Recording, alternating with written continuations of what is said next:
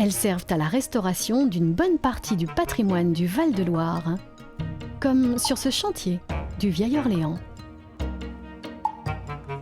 Admirer du ciel la Loire et le cœur historique d'Orléans, c'est un petit plaisir que s'offre régulièrement Aymeric, un privilège qui nécessite quelques efforts, mais qui lui permet de contrôler un chantier sur lequel il a travaillé.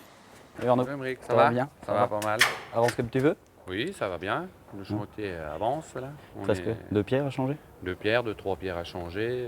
Oui, mais en briques c'est pas mal. Hein. Oui, en, c'est couleur, pas mal. En couleur, ils sont superbes. Sa spécialité à lui, ce sont les briques, mais pas n'importe lesquelles. Le but, c'est qu'elles semblent usées par le temps, loin, très loin de la perfection. Surtout pas la perfection, au contraire, on cherche à avoir l'aspect complètement ancien d'une brique qui était faite intégralement à la main. Une authenticité qui fait son prestige. Aymeric rhabille toutes les vieilles bâtisses du Val-de-Loire, ses châteaux également, un savoir-faire avant tout familial. L'entreprise appartenait à mon papa, qui la tenait de son papa, qui la tenait de son papa. Donc pour moi, oui, c'est très important de le voir sauvegarder et pas dénaturé comme on peut le voir par endroits avec des enduits ciment colorés ou des... Donc non, oui, clairement, voir des bâtiments comme ça, moi j'adore. Le cœur de ce savoir-faire, c'est la tuilerie de la Bretèche, l'entreprise dont Aymeric a hérité de son arrière-arrière-grand-père. Rien n'a bougé depuis cette époque. On y fabrique toujours des briques et du carrelage, l'autre spécialité de la maison. Et le four de 1890 est toujours là. Une telle histoire mérite bien une petite présentation.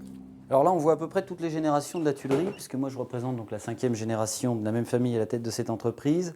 On voit le fondateur Emmanuel, donc mon arrière-arrière-grand-père, mon grand-père Ludovic, mon cher papa Jean-Yves, et puis moi-même, dans les bras du père Fouine, qui était un membre éminent quasiment de la famille, parce qu'il était en permanence à la tuilerie, il dormait au-dessus de nos bureaux, et c'était lui qui était chargé d'à peu près tout le monde à la tuilerie, à l'époque où la tuilerie on est monté jusqu'à 20-25 salariés. J'ai vraiment eu, dès mon plus jeune âge, peut-être pas, mais dès l'adolescence, l'envie de perpétuer ce métier, de travailler ici. C'est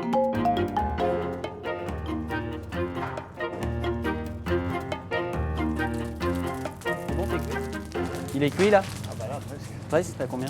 Ah là, je suis à 1000. 1000. Ce four date de 1953, il a été construit pour mon grand-père par monsieur Charles Doux.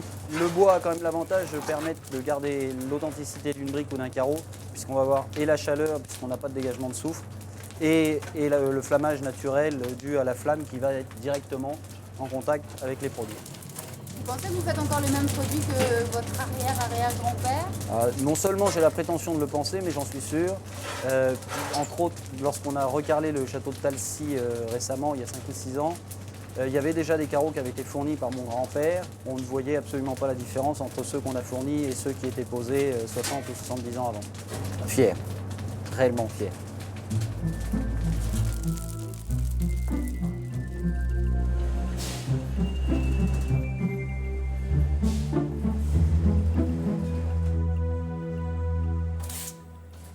Jean, le doyen des employés, perpétue lui aussi la tradition.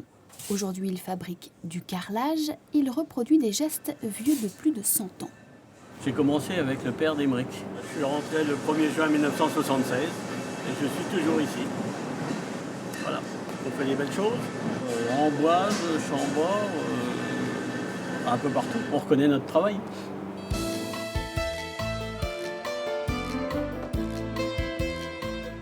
Et l'âme de la tuilerie est toujours là, ne serait-ce que lorsqu'on voit les carreaux en train de sécher dans le séchoir les uns à côté des autres. Effectivement, on se croirait dans un film des années 20. Mais c'est superbe.